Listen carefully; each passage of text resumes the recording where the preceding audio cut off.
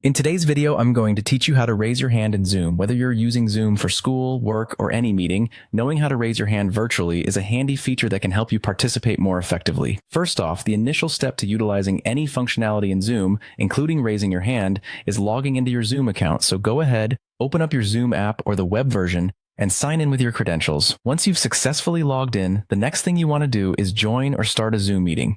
If you're hosting your own meeting, you'll have a slightly different view than attendees, but don't worry because the steps for raising your hand are the same. If you're joining someone else's session, make sure you have the proper link or meeting ID to get started smoothly. Now that you're in the meeting, whether you're a participant or the host, direct your attention to the bottom area of the Zoom window. You'll see several options here like mute, start video, and participants. What you're looking for is an option called Reactions.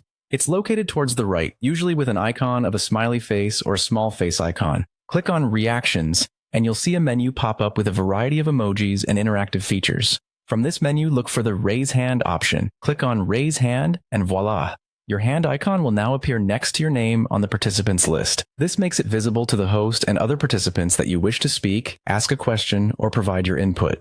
When the time is right and your question has been answered or your turn has come, you'll want to lower your hand. To do this, simply click Reactions again and select Lower Hand. This lets everyone know that you've concluded your participation or question. As a little bonus tip, if you're a Windows user, you might want to use the shortcut to speed things up. You can quickly toggle the Raise Hand feature by pressing Alt+Y on your keyboard.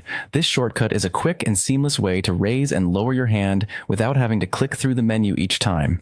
And there you have it. Raising your hand in a Zoom meeting is simple, yet it adds a level of courtesy and organization to virtual meetings. Whether you're raising your hand to ask a question or to contribute to the discussion, it ensures that everyone's voice is heard in a respectful and orderly manner.